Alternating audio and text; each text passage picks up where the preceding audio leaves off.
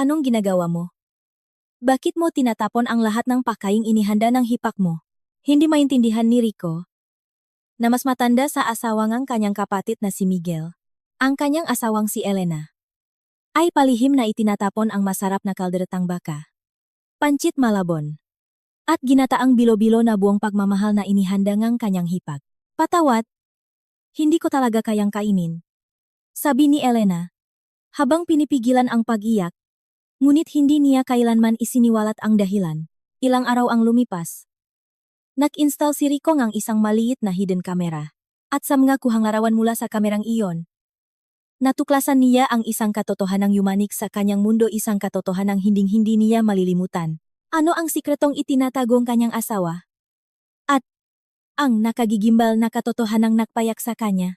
Mag-alas 3 ng hapon ng isang Sabado nang tumunok ang doorbell sa bahay ni Rico. Pagbukas niya ng pinto, naroon ang kanyang hipak na si Isabel, na may pilit na ngiti sa kanyang labi. Sa kanyang makamay, may dala siyang malaking thermal bag. Nandiyan ba si Kuya Rico? Elena? Tanong nito. Oh, ate. Nasa loop siya. Pumasok si Isabel sa sala, dala ang thermal bag. Mula sa loop nito, lumabas ang nalalagyan na puno ng kalderetang baka, pancit malabon, at ginataang bilo-bilo. Si Elena, na nakaupo sa sofa, ay tumayo para batiin siya. Ate, okay lang talaga ako. Hindi mo na kailangang mag-abala pa para sa akin. Ngumiti si Elena at nagpasalamat. Ngunit may hindi may paliwanag na tensyon sa kanyang mga mata.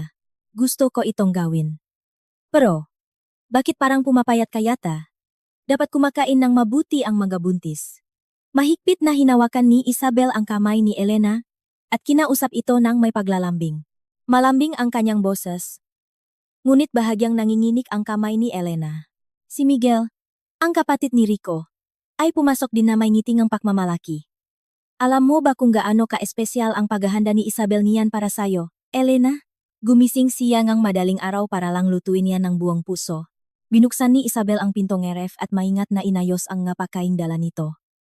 Pinanut siya ni Elena mula sa likuran habang mariing kinakagat ang kanyang labi. Nang matapos ayusin ni Isabel ang ref, humarap siyang muli at hinawakan ang kamay ni Elena. Dadalan kita ulit sa masusunod na araw. Isipin mo na lang na parang ate mo na rin ako. Kailangang malusok ang pamangkin natin pagsilang niya. Tumango si Elena.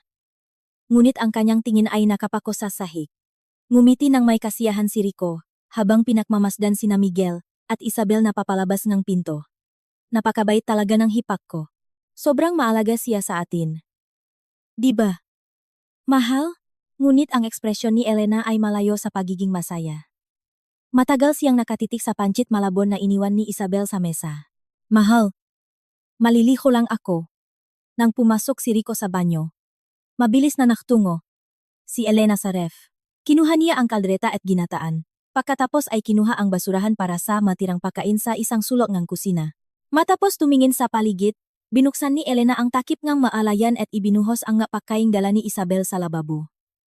Ang tunog ng pagbagsak ng pagkain ay umalingaw-ngaw sa tahimik na kusina. Matapos ibuhos ang lahat, inilagay niya ang manatira sa basurahan at itinali ito. Pagkatapos ay itinago niya ang supot sa likod ng washing machine sa isang sulok ng service area. Nang mahugas siya ngamay at tumingin sa salamin, maputla ang mukha ni Elena. Lumabas si Rico sa banyo matapos maligo. Ilang simpleng ulam lang ang nakahain. Mahal, hindi mo ba kakainin yung kaldereta na niluto ni Ate Isabel? Nag-alinlangan sandali si Elena bago sumagot. Wala akong gana. Mamaya ko na lang kakainin. Bigla na lang. Tinakpan ni Elena ang kanyang bibig at tumakbo papuntang banyo. Rinig mula sa labas ang tunog ng kanyang pagsusuka. Tumayo si Rico sa tapat ng pinto ng banyo na may pag-alalang ekspresyon. Okay ka lang ba? Bumalik na naman ba ang morning sickness mo? Isang pilit na tango lang ang isinagot ni Elena. Pumunta si Rico sa kusina, nagsalin ng tubig sa baso, at iniwan ito sa tapat ng pinto ng banyo. Maya-maya, lumabas si Elena na mas maputla ang mukha. Matulog ka na ng maaga ngayon. Hinaplos ni Rico ang likod ng kanyang asawa at dinala ito sa kwarto. Akala ni Rico ay dahil lang iyon sa morning sickness. Kinabukasan, nakatanggap siya ang text mula kay Isabel. Nakain mo ba ng maayos ang kaldereta? Elena, niluto ko yun ng may pagmamahal para sayo, kaya siguraduhin mong ikaw lang ang kakain at huwag mong ibibigay kay Kuya Rico. Nagalinlangan sandali si Elena at hindi sumagot. Pinatay niya ang screen at isinuksok ang telepono sa ilalim ng unan sa sofa. Ilang araw ang lumipas. May dumating na delivery. Ang nakpadala ay si Isabel ulit. Sa loop ng kahon, maingat na nakabalot, ang sabaw ng tahong at lugaw na may kalabasa. Inilagay ni Elena ang pakete sa sala at matagal itong tinitigan. Maya-maya, kumilos ulit si Elena. Binuksan niya ang mga lalayan ngang sabaw at lugaw at bumuntong hininga. At karamihan sa pagkain ay dahan-dahan niyang ibinuhos sa lababo. Nang gabing iyon, umuwi si Rico at napansin ang kakaiba sa lababo. May dilaw na mansa ng lugaw sa paligid ng drain. Ang lugaw na pinadala ng hipak niya ay dapat nasa ref. Binuksan ni Rico ang ref. Wala ang mapakaing pinadala ni Isabel. Isang walang lamang lalagyan lang ang nasa mesa. Bumalik siya sa lababo at sinuri ang drain. Malinaw ang bakas na itinapon ang lugaw. Itinapon kaya ni Elena. Isang malit na pakdududa ang nagsimulang tumubo sa puso ni Rico. Nang gabing iyon, habang nakahiga sa kama, hindi maalis sa isip ni Rico ang nangyari. Mayroong mali.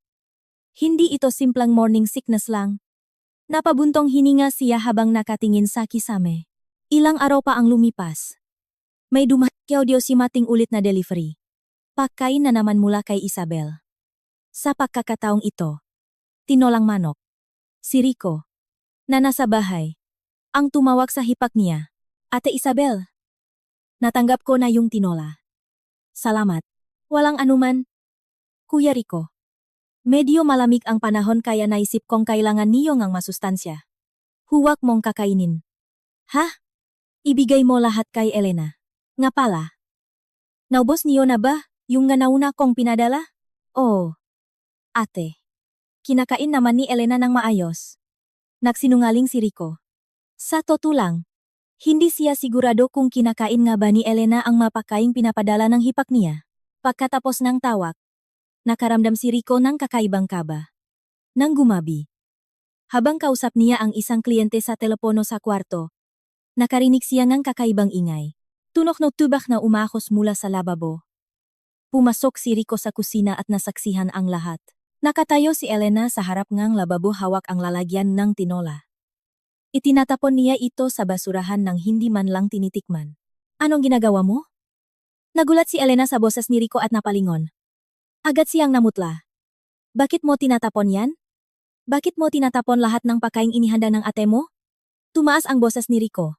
Ibinaba ni Elena ang lalagyan sa lababo at sinabing, nasusuka kasi ako sa amoy pa lang. Amoy? Inilapit ni Rico ang kanyang ilong sa lalagyan. Amoy masarap na manok at luya. Walang anumang kakaiba. Ang bango-bango nito. Anong problema? Hindi makasagot si Elena. Nanginginig lang ang kanyang malabi. Sa dibdib ni Rico, nahalo ang lungkot at hinala. Kahit na, hindi ba't bastos yan? Pinahirapan, yan ng ate mo. Patawat. Hindi ko talaga kayang kainin. Nanginginig ang boses ni Elena. Namula ang kanyang mamata at nagsimulang pumatak ang maluha. Nainis si Rico. Masasaktan ang ate mo kapag nalaman niya to. Palagi siyang nagdadala ng pagkain para sa atin. Pabayaan mo na lang ako. Hindi na napigilan ni Elena at pumasok sa kwarto. Kumalabog ang pinto. Naiwan si Rico sa kusina. Sa lababo, naroon ang lalagyan ng tinola na kalahati na lang ang laman. Kinuha ni Rico ang basurahan at lumabas. Naguguluhan ang kanyang isip. Ginagawa ba ito ang asawa niya dahil ayaw niya sa hipag niya? O talagang malalalang ang morning sickness niya? Bumalik si Rico sa sala. At umupo sa sofa. Napabuntong hininga siya. Habang nakatingin sa saradong pinto ng kwarto. Walang ingay na nagmumula ron. Hating gabi na pero hindi makatulog si Rico. Si Elena, na nakahiga sa tabi niya, ay nakatalikot at hindi gumagalaw. Hindi niya alam kung tulog na ba ito o gising. Isang tanong ang paulit-ulit sa isip ni Rico. Ang manangyari sa mga nakarang araw ang pagkain mula kay Isabel, ang maputlang mukha ni Elena, ang mansangang lugaw sa lababo, at ang nakita niya kanina. Mayroon ba akong hindi nalalaman? Bumangon si Rico at pumunta sa sala. Sa dilim, Sinindihan niya ang kanyang cellphone at nagsimulang mag-search sa internet. Maliit na hidden camera. Ay taynay pa niya sa search bar. Lumabas ang iba't ibang produkto. Pinili niya ang pinakamaliit at hindi madaling mapansin. Tamang-tama ang sukat para install sa loob ng isang mataas na kabinet. Bago pa man niya pindutin ang buy button. Natigilan siya. Tama bang manmanan ko ang sarili kong asawa? Ngunit wala na siyang ibang paraan. Ayaw magsalita ni Elena. At kailangan niyang malaman ang totoo. Dumating ang confirmation ng order. Pinatay ni Rico ang cellphone at bumalik sa kama. Kailangan kong malaman ang tunay na dahilan. Kinahapunan. Dumating ang isang pakete sa opisina ni Rico. Maingat niyang binuksan ang maliit na kahon. Sa loob, may isang napakalit na kamera na kasinlaking kuko.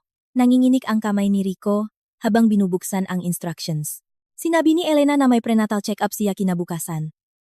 Ito na ang perpektong pagkakataon para kay Rico. Kinabukasan, habang nag-ayos si Elena para umalis, isinilit ni Rico ang kamera sa kanyang bulsa. Aalis na ako. Mag-ingat ka. Kung pagod ka, magtaksi ka na lang pauwi. Nang marinig ang pagsarang ng pinto, mabilis na pumunta si Rico sa kusina. Binuksan niya ang pinto ng mataas na kabinet. Isang sulok sa likod ng maplato ang tila perpektong lugar.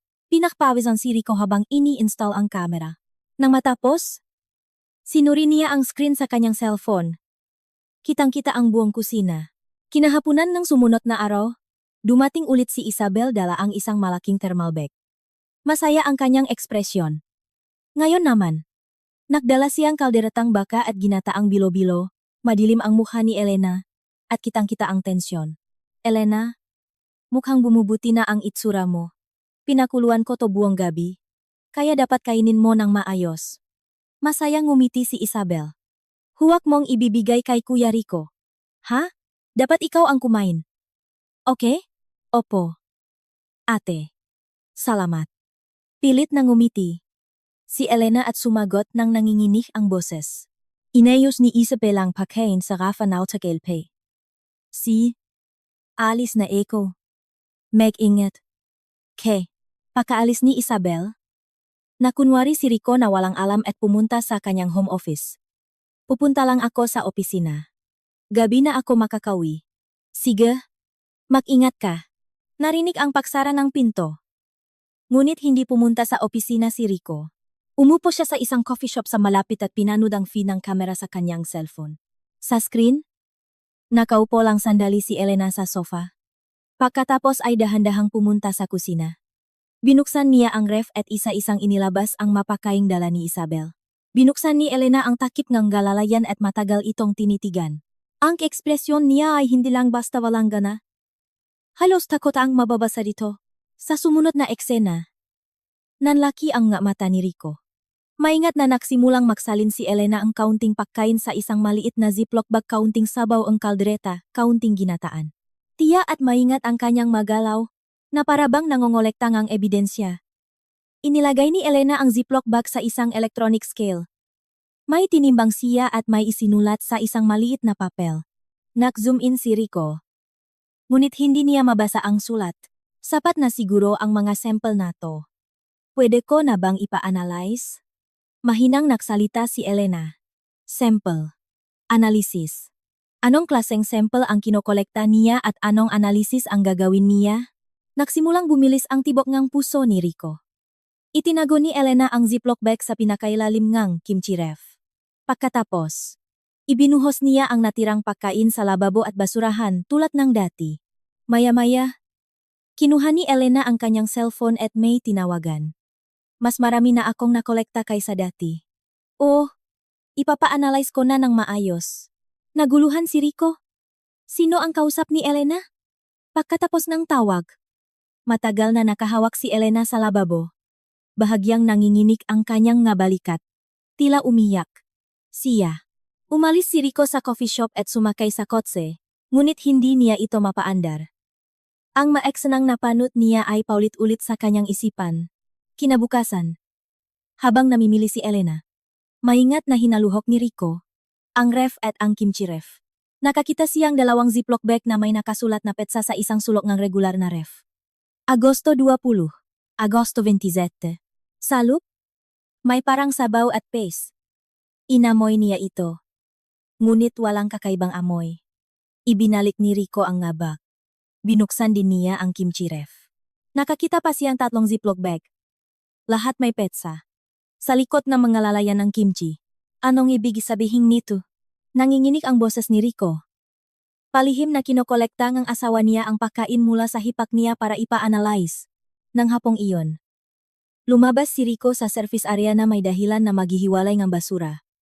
Hinanap niya ang basurahang itinapon ni Elena ilang araw na ang nakalipas. Nang buksan niya ito, umalingasaw ang mabahong amoy. Huminto ang kamay ni Rico habang maingat na nakahalungkat. Nakapa niya ang isang plastik na lalagyan. Bubuksan na sana niya ang takip. Ngunit sa halip, sinuri niya ang loop nito. May manipis na puting pulbos na nakadikit. Maingat na hinawakan ni Rico ang pulbos. Mukha itong harina o asukal. Ngunit alam niyang hindi ito ordinaryo. Mabilis siyang pumasok sa kusina para mahugas ng kamay. Binuksan niya ang gripo at ilang beses na kinusot ang makamay. Nagsabon siya at nahugas ulit. Ngunit hindi nawala ang kaba. Maputla ang mukha ni Rico sa salamin. Nang gabing iyon, nakahiga si Rico at nakatitih sa kisame. Rinig niya ang pahinga ni Elena na natutulog sa tabi niya. Hindi lang dahil sa ayaw niya sa hipag niya kaya niya tinatapon ang pagkain. Dapat may dahilan. Ngunit ano? Isang malaking takot ang nagsimulang lumaki sa puso ni Rico. Nakpasya siyang hindi na siya maaring mag-alala lang. Kailangan niyang alamin kung ano ang nga sample na iyon. Kinabukasan, umalis si Elena para makipakita sa isang kaibigan. Pinanot siya ni Rico mula sa bintana hanggang sa mawala siya sa kanto. Huminga ng malalim si Rico at pumunta sa maliit na silid. Ito ang lugar kung saan minsan ay nag-iisa si Elena. Binuksan niya ang drawer ng mesa. Sa pinakailalim, may nakapa siyang matigas. Isang maliit na kahon. Dahan-dahan niyang kinuha ito at binuksan ang takip. Sa loob, may isang makapal na diary. Nagatubili sandali si Rico. Hindi tama na pakialaman ang privacy ng niyang asawa, ngunit sa sitwasyon ngayon, wala na siyang ibang paraan. Binuksan niya ang diary gamit ang nanginginig na makamay. Ang petsang nakasulat sa unang pahina ay Mayo 14, 2024. Pagkatapos kong kainin yung adobong pusit na niluto ni Ate Isabel. Biglang kumabok ang dibdib ko at nanginig ang mga kamay ko. Kahit maikli ang sinabi. Parang sinaksak ang puso ni Rico. Binuklat niya ang susunod na pahina. Hunyo 20. Pagkatapos kumain ng sinigang na hipon. Nakaramdam akong pagkahilo at pinakpawisan akong malamig. Hulyo 27. Pagkatapos kumain ng lugaw na may kalabasa. Nagkaroon ako ng mga pantal, namaga ang labi ko. Mga sintomas ng allergy. Setyembre 3. Pagkatapos kumain ng pancit malabon. Nitong maaraw na ito. Sobrang bilis ng tibok ng puso ko. Bawat pahina ay puno nga, katulad na tala. Lalong nanginginig ang makamay ni Rico. Habang papalapit ang ngapetsa, mas nagiging detalyado at desperado ang ngatala. Lalo na nang makita niya ang pinakahuling isinulat. Parang hihimatayin siya. Maaring digitalis ito. Isang lason sa puso. Kailangan kong siguraduhin. Sandaling isinara ni Rico ang diary. Pakiramdam niya ay hindi siya makahinga. Lason sa puso? Anong ibig sabihin niyan? Hinaluhok pa niya ang kahon. Sa ilalim ng diary, may mga nakatuping papel mula sa ospital. Pagbukas niya, nanlaki ang kanyang mga mata. Isa itong consultation record mula sa cardiology department ng isang university hospital. Sa diagnosis section, nakasulat, suspicion of arrhythmia. Nanlabo ang paningin ni Rico nang basahin niya ang resulta. Minimal amount of toxic substance affecting the heart detected. Suspicion of repeated exposure. Nakalakip din ang karagdagang opinyon ng doktor. Mayroon ding request para sa analysis at resulta mula sa toxicology lab. Mga resulta ng pagsusuri sa ilang sample ng pagkain. Abnormal components detected. Repeat analysis recommended due to lack of samples. Napaupo si Rico sa sahig.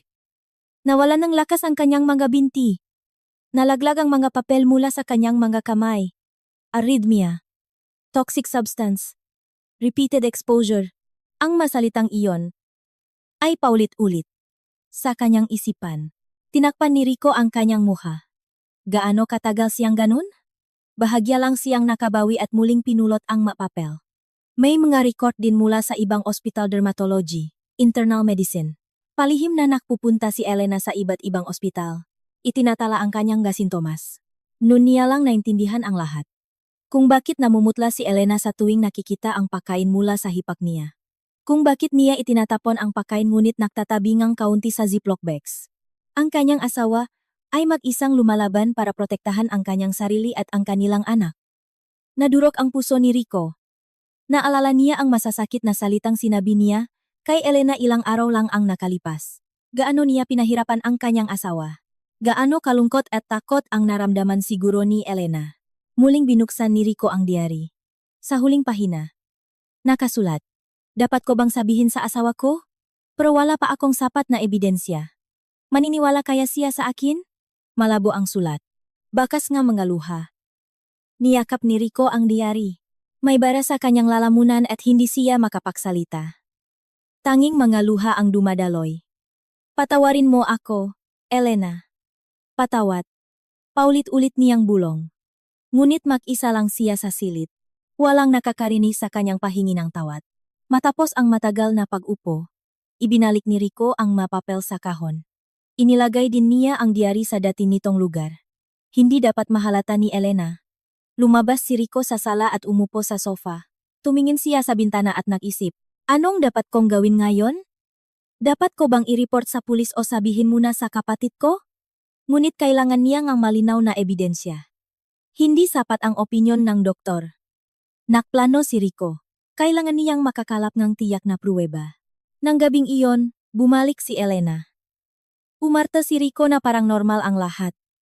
Ngumiti siya at tumulong maghanda ng hapunan. Ngunit ang isip niya ay lumilipat. Hating gabi, habang nakahiga, pinakmasdan ni Rico ang natutulok na mukha ni Elena.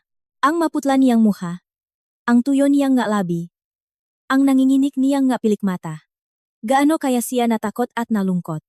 Dahan-dahan niyang hinawakan ang kamay ni Elena. Malamig ito. Nang higpitan niya ang hawak, gumantingang pisil si Elena habang natutulog. Okay lang. Magiging maayos na ang lahat. Bulong ni Rico. Hindi nakatulog si Rico hanggang madaling araw. Nagpaplano siya kung paano ilalantat at papatunayan ang katotohanan. Kinabukasan, maingat na bumangon si Rico habang tulog pa si Elena. Binuksan niya ang kimchi ref at kinuha ang mga ziploc bag. Nanginginig ang kanyang makamay. Isinilit niya ang magabag sa kanyang bag at lumabas. 6:00 ng umaga. Kailangan niyang makaalis bago magising si Elena. Nagpunta siya sa specialized toxicology lab na nakita niya sa mga papel. 30 minutong biyahe lang iyon. Habang nagmamaneo, hindi mapakali si Rico. Paano kung may lason na? Anong gagawin ko? Pagdating niya, sarado pa. Nahintay siya sa kotse. 9:00 ng umaga. Bumukas ang pinto ng laboratorio. Mabilis na pumasok si Rico. Gusto ko sanang magpa-analyze ng food toxicity. Sabi niya sa receptionist. Pinunan niya ang mga form. Sa tanong na purpose of analysis, isinulat niya lang. Personal request. Dala niyo po ba ang samples? O heto. Inilabas ni Rico ang ziploc bag. Ang resulta po ay abutin ng isang araw. Tatawagan namin kayo bukas ng hapon. Hindi ba pwedeng mas maaga? Desperado ang boses ni Rico. Kungras po. Posible ngayong gabi. Pero may additional cost po. Sige. Gawin nating rush. Hindi mahalaga ang gastos. Pag-uwi niya, naabutan niyang nanonood ng balita si Elena. Ang aga mo namang lumabas? Oh, may binili lang ako, sagot ni Rico. Sinisikap maging natural. Hindi naman naginala si Elena. Buong araw. Hindi mapakali si Rico. 5:00 hapon. Tumunog ang kanyang telepono. Ang laboratorio. Ready na po ang resulta ng test. Pwede na po kayong pumunta. Papunta na ako. Mabilis siyang nagmaneho papunta sa lab. Sa consultation room, isang researcher na naka-lab gown ang pumasok. Sisimulan na natin sa resulta. Sabing researcher, inilalatak ang nga papel. May na-detect kaming bakas ngang isang cardiac toxic substance mula sa pamilya ng digitalis sam nga sample. Kumabog ang dibdib ni Rico. Digitalis ang parehong salita sa diary ni Elena. Anong klaseng substance yan? Napakadelikado. Sa madaling salita, lason ito na nakakaapekto sa pagganang puso. Ang paulit-ulit na pag-inom ngaunti ay maaaring magdulot nga palpitations, pagkahilo, at pagsusuka. At ang matagalang pakonsumo ay lubhang mapanganib. Hindi namin alam kung sino ang naglagay nito. Pero malabong aksidente lang ito o dahil sa natural na pagkasira, patuloy ng researcher. Ibig sabihin, sinadya ito, sa opinyon ko, kung matagalan itong inumin, maaring mauwi sa cardiac arrest, pagkahimatay, o sa pinakamasamang kaso, kamatayan. Parang nalambot ang mabinti ni Rico, lalo na kung buntis ang inom. Maapektuhan din ang sanggol. Tataas ang posibilidad ng premature birth o miscarriage. Inabot ng researcher ang mga papel kay Rico. Sa totoo lang, malinaw na attempt to murder ito. Attempt to murder. Umalingongga ang mga salitang iyon sa tainga ni Rico. Sinusubukan ng hipag niyang patayin ang asawa niya. Bukod diyan, dagdag ng researcher, may na-detect din chemical components na nagdudulot ng sobrang reaksyon sa histamine mga allergens. Allergens? May allergy ba sa pagkain ng asawa niyo? Tumango si Rico. Allergy si Elena sa mani. Ang concentration ng protina na nagdudulot ng allergy ay sobrang taas. Hindi ito basta-basta mapupunta sa pagkain sa normal na proseso na pagluluto. Inilagaying researcher ang kopya ng mga dokumento sa isang sobre at ibinigay kay Rico. Tulala siyang lumabas ng lab. Nakaupo sa kotse. Matagal siyang hindi gumalaw. Si Isabel, na napakabait sa labas, ay nilalason pala ang kanyang asawa. Humikpit ang hawak ni Rico sa manibela. Nangangalit siya sa galit, ngunit kasabay nito, nakaramdam din siyang takot. Kailangan niya ngang mas matibay na ebidensya. Ang eksena kung saan mismo si Isabel ang naglalagay ng lason. Iyon ang perpekto. Kinabukasan, tinawagan ni Rico ang kanyang kapatid. Kuya Miguel, ako to. Yung power tools na hiniram ko sa iyo, pwede ko bang ibalik ngayon? O naman. Daan ka mamayang gabi? Matutuwa. Si Isabel na makita ka. Naku. Baka abala si ate. Saglit lang ako dadaan mamayang hapon. Ikaw lang kailangan kong makita. Sige. Daan ka matanghali. Work from home naman ako. Ibinaba ni Rico ang telepono at isinilid ang pangalawang maliit na kamera sa kanyang bag. Tanghali, dumating siya sa bahay ng kapatid niya. Pasok Rico. Pasensya na, kuya. Alam kong busy ka. Pagpasok sa sala, nakita niya ang ilang painting ni Isabel na nakasabit. Ngumiti ng mapait si Rico. Umalis si Isabel, naghahanda para sa exhibit niya sa gallery. Medyo abala siya. Nakahinga ng maluwag si Rico. Mas mabuti nang wala si Isabel. Nasa service area yung magamit. Samahan na kita. Nauna si Miguel sa kusina. Sinundan siya ni Rico at mabilis na sinuri ang paligid. Kuya, pwede bang maki-CR mo na? Sige, gamitin mo na yung sa master's bedroom. Nakunwari si Rico na pupunta sa banyo ngunit bumalik sa kusina. Kuya, pwede mo bang ihanda yung damit na sabi mong ibibigay mo sa akin dati? Sige. Sandali lang. Habang si Miguel ay nasa walk-in closet, mabilis na kumilos si Rico. Inilagay niya ang kamera sa likod, namgalalagyan ng pampalasa sa estante. Nanginginig ang kanyang makamay, ngunit ginawa niya ito ng mabilis. Maya-maya, lumabas si Miguel na may dalang paper bag. Uminom si Rico ang tubig sa kusina. Tinitiyak na nakatago ng maayos ang kamera. Kuya, aalis na ako. May tatapusin pa akong trabaho. Sige. Ingat. Pagkasakay sa kotse, binuksan ni Rico ang camera app. Malinaw na nakikita ang kusina ng kapatid niya. Sukses. Ngayon, kailangan na lang niyang maghintay. Lumipas ang 4 na araw. Palaging sinusuri ni Rico ang video, ngunit wala siyang nakikitang kakaiba. Nang hapon ng ika-4 na araw, nakita niya si Isabel na pumasok sa kusina. Nagsimula itong magluto niya arroz caldo. Mukhang normal lang. Ngunit biglang nanlaki ang mamata ni Rico. Binuksan ni Isabel ang isang drawer. Mula sa pinakailalim, kumuha siyang isang maliit na pillbox at isang kutsarita. Tumingin siya sa paligid. Binuksan ang takip ng pillbox. Mayroon itong puting pulbos. Kumuha si Isabel ngang isang kutsarita ngang pulbos at inihalo sa aros caldo. Pagkatapos, nagdagdag pa siya sa ginataang bilo-bilo. Dahan-dahan niyang hinalo, tinitiyak na natunaw ang pulbos. Sapat na siguro to, no? Narinig ni Rico ang bulong ni Isabel sa video? Kailangan mag-ingat ng mga buntis? Lalo na si Elena? Ngumiti si Isabel. Isang nakakakilabot na ngiti? Iyon ay mukhang isang malamig at mapagkunwaring tao. Inilagay ni Isabel ang pagkain sa isang lalagyan. Pagkatapos, tumingin siya sa kalendaryo. Binilugan niya ang petsa bukas at may binulong. Dadalhin ko to bukas. Nanginig ang kamay ni Rico. Sumunod, kinuha ni Isabel ang kanyang cellphone at may tinawagan. Oh, ako to. Nag-alala kasi ako kay Elena. Parang hindi maganda ang pakiramdam niya. Sabi niya masama raw ang pakiramdam niya kahit buntis. Pinagahanda ko pa naman siya ngang masustansyang pagkain. Ang tono ni Isabel ay puno ng pag-alala. Ngunit ang kanyang ekspresyon ay may ngiting ang kasiyahan. Siguro dapat mas madalas siyang magpatingin sa doktor. Paano kung mapaaga ang panganganak niya? Hindi na nakatiis si Rico. Ito na ang tunay na muhangang hipag niya.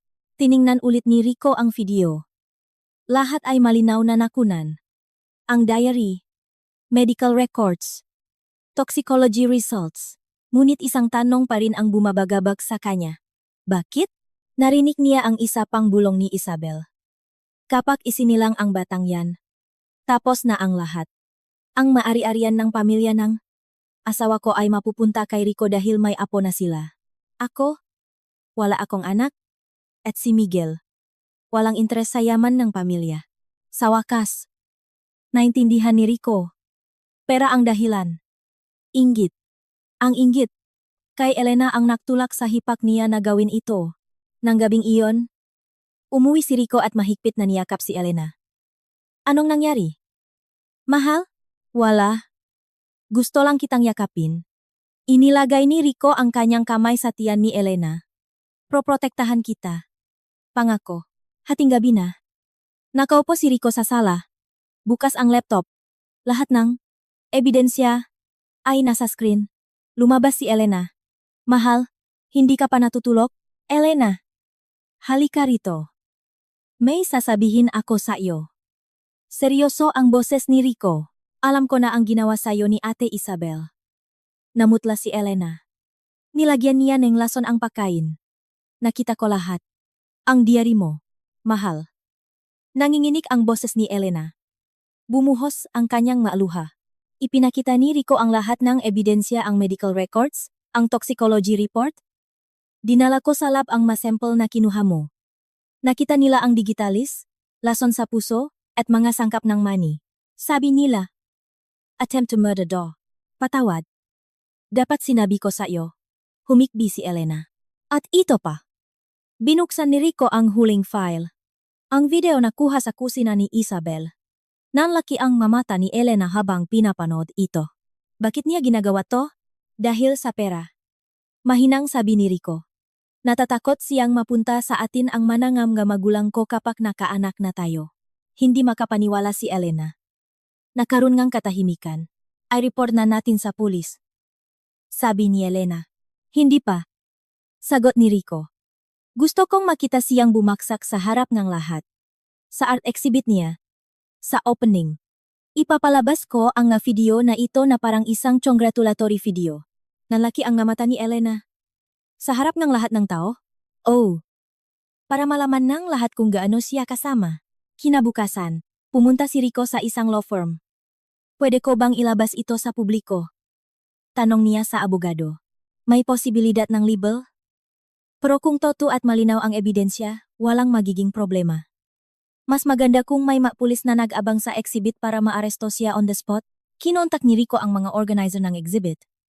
Naghanda ako ng isang surprise video. Pwede bang i-play sa opening? Huwag niyo lang ipaalam sa artist. Pumayag sila. Ilang araw bago ang exhibit. Pumunta si Rico sa presinto. Gusto kong mag-report ng attempt to murder. Nang ipakita niya ang nga ebidensya. Naging seryoso ang ekspresyon ng detective. Sige.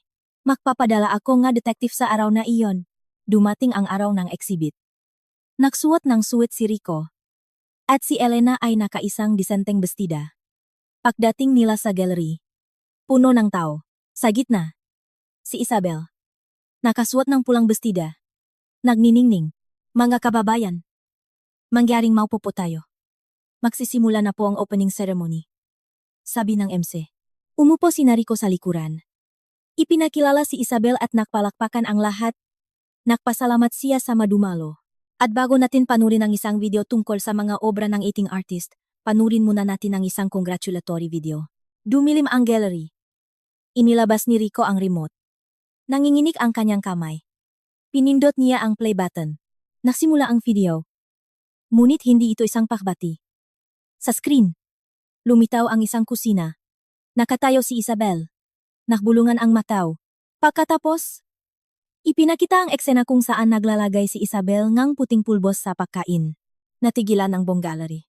Sapat na siguro to. No? Umalinggaw-gaw. Ang boses ni Isabel. Nakagulo ang matao. Ano yan? Anong nilalagay niya sa pagkain? Namutla ang muka ni Isabel sa entablado. Sumunod na lumabas sa screen ang toxicology report. Detection of digitalis. Attempted murder. Ang mga salita ay malalaki. Sunod. Ang medical certificate ni Elena. Arrhythmia. Repeated exposure to toxic substance. Nakatinginan ang matao kina Rico at Elena. Pagkayan, sinasabotahe ako. Sigaw ni Isabel. Ngunit nanginginig ang boses niya. Sa sandaling iyon, bumukas ang pinto NG Gallery. Pumasok ang detektibe. Naglakad sila papunta sa entablado. Isabel Reyes? Tanong ng lead detective. Arestado ka sa salang attempt to murder. Inilabas niya ang posas. Hindi. Hindi ako. Sigaw ni Isabel at sinubukang tumakas, ngunit nahuli siya. Isinuot ang malamig na posas sa kanyang mapulso. Ang kapatid niyang si Miguel ay tumakbo sa entablado. Gulat na gulat. Mahal. Toto ba to? Ginawa mo ba talaga to? Nanginginig ang boses ni Miguel. Hindi sumagot si Isabel. Umiyak lang. Ang biyenan niyang babae ay umakyat din sa entablado. Paano mo nagawa ito? Sobra ang tiwala at pagmamahal namin sayo. Sinampal niya si Isabel. Dinala ng kapulis si Isabel palabas. Sa labas. Sumabok ang ka-flash na kamera ng mamamahayak. Lumuhod si Miguel sa entablado. Lumapit siya kay Elena. Elena, patawarin mo ako. Wala akong kamalay-malay. Kasalanan ko to. Yumuko si Miguel sa harap ni Rico at Elena, at nanginginig na nagdagdag. Hindi ko na siya ituturing na asawa. Magahain ako na nulmang legal separasyon. Hindi ko mapapatawadong halimaw na yan. Tinulungan siyang tumayo ni Rico. Hindi mo kasalanan? Kuya, lumapit din ang biyenan nila. Elena, patawad. Hindi ko alam na ganito ang pinagdadaanan mo. Niyakap nila ang isa't isa at umiyak. Sa labas. Narinig ang sirena ng papaalis na sasakyan ng pulis. Tapos na? Bulong ni Rico. Hinawakan siya ni Elena. Salamat. Mahal. Kinabukasan. Isang abogado mula sa isang malaking law firm ang dumating sa presinto. Nakapagpiyansa si Isabel. Sa balita, lumabas ang headline. Artist. Accused of attempted murder. Released on bail. Ibinato ni Rico ang remote. Hindi ka panipaniwala. Paanong nakalaya siya gayong kumpleto ang ebidensya? 2 araw ang lumipas. Nagpatawag ng press conference ang abogado ni Isabel. Ang aming kliyente, si Miss Isabel Reyes, ay isang inosentang biktima. Ang video na ipinalabas ay edited at minanipula. Si Miss Reyes ay laging minahal ang kanyang hipak. Ngunit si Miss Elena ay nainggit sa kanya dahil sa tiwala at pagmamahal na nakukuha ni Isabel mula sa kanilang mabiyenan. Dahil dito, idinedeklara namin na si Miss Elena. Dahil sama-samang hangarin, ang nag-frame up sa kanya. Sasampahan namin siya ng kasong false accusation. Ako? Sasampahan ng kaso? Nanginginig ang boses ni Elena. 4 na araw ang lumipas. Nakaroon ng pangalawang press conference. Si Isabel mismo ang humarap. Nakaupo siya sa isang wheelchair. May mapasa sa braso. Inosente po ako. Nanginginig niyang sabi. Mahal na mahal ko ang hipak ko. Pero ako pa ang siniraan. Inosente ako. Ipinakita niya ang mapasa. Ito po ay nakuha ko ilang araw na ang nakalipas.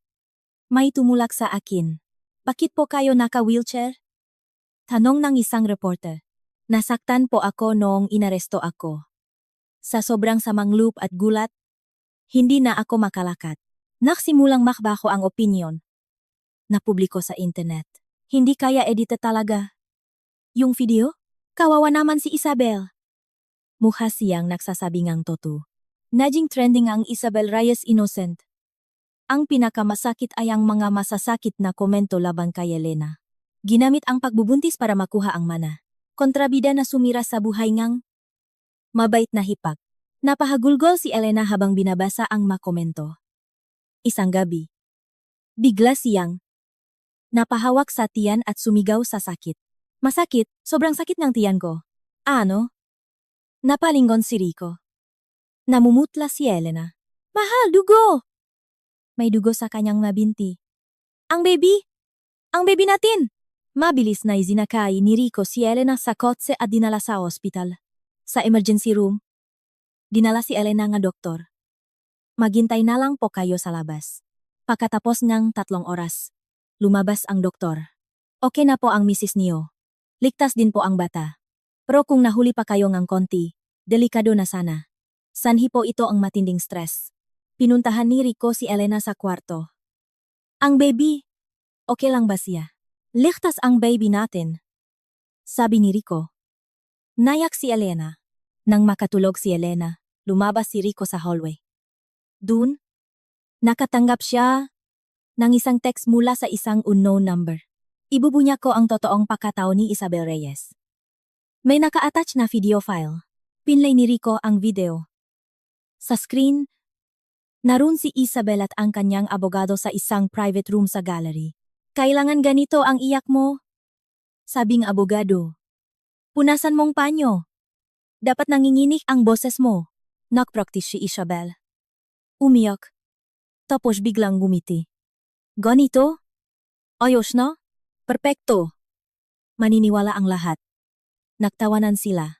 Sumunod, ipinakita ang eksena kung saan nilalagyan ni Isabel ng makeup ang kanyang braso para makmukhang pasa. Magandang ideya tong wheelchair, sabi nga abogado. Mukha kang biktima. Tumayo si Isabel mula sa wheelchair at naglakat-lakat habang tumatawa. Kapag nakuha natin ang simpatiya ng publiko, panalo na tayo sa kaso. Sabi nga abogado. Natapos ang video. May kasunod na text. Sana makatulong ito para malantad ang tunay na kulay ni Isabel Reyes. Ang nagpadala ay isang empleyado mula sa gallery. Nanginig sa galit si Rico. Ngunit kasabay nito, nakakita siya ng pag-asa. Ito na ang huling barahan niya. Kinabukasan, gumawa siya ang YouTube account at nag-anunsyo sa iba't ibang online communities. Ang katotohanan tungkol kay Isabel Reyes. Live ngayong 2:00 ng hapon. 2:00 ng hapon. Bago magsimula ang ikatlong press conference ni Isabel. Isang reporter ang nakakita sa livestream ni Rico. Tingnan niyo to. Ipinakita niya sa katabi. Ang maduming katotohanan ni Isabel Reyes. Dumami ng dumami ang viewers. 1,000, 5,000, 5,000. Sa livestream, nagsalita si Rico. Ako si Rico Santos. Asawa ni Elena. Ipapakita ko sa inyo ang tunay na mukha ni Isabel Reyes. Nag-play ang video na natanggap niya. Ang pag-ensayo nila nga abogado. Ang paggawa ng pekeng pasa. Ang pagtawa habang nakatayo mula sa wheelchair. Isang reporter ang nakonekta ng kanyang cellphone sa speaker ng venue. Umalingaw-ngaw ang boses ng abogado. Kapag nakuha natin ang simpatiya ng publiko, panalo na tayo sa kaso. Namutla si Isabel. Nakagulo ang mga reporter. Totoo po ba ang video na yan? Sa sandaling iyon, bumukas muli ang pinto. Pumasok ang nga detective. Pinosasan nila si Isabel at ang kanyang abogado. Arestado rin kayo sa salang obstruction of justice at perjury. Dinala sila palabas habang sumasabog ang mga flash ng kamera. Lumipas ang ilang buwan. Arang paghatol. Inatulan ang akusadong si Isabel Reyes no 15 taon na pagkakakulong para sa attempt to murder, obstruction of justice, at perjury. Baza no hukom. Hinatulan ang akusadong abogado ang 5 taong pagkakakulong. Pinalo ang hukom ang kanyang gafel. Sa haweng korte. Nakasalubong sila. Elena. Tawag ni Isabel. Huminto si Rico. Patawat. Humagulgol si Isabel. Natakot ako na mapunta sa inyo ang lahat ng yaman. Nainggit ako nang malaman kong buntis ka. Nasa iyo na ang lahat asawa. Anak. Pagmamahal ng pamilya. Ako. Wala. Kaya sinubukan mo akong patayin? Tanong ni Elena. Yumuko si Isabel. Walang kapatawaran ang ginawa ko. Naging halimaw ako. Patawad. Dinala na siya ng pulis. Elena. Sana maging malusok ang baby mo. At maging masaya ka. Huli na ang lahat. Tapos na talaga. Sabi ni Rico. Hinaplos ni Elena ang kanyang tiyan. Ilang buwan ang lumipas. Nanganak si Elena ang isang malusok na batang lalaki. Lumipat sila sa isang tahimik na bahay sa labas ng Maynila.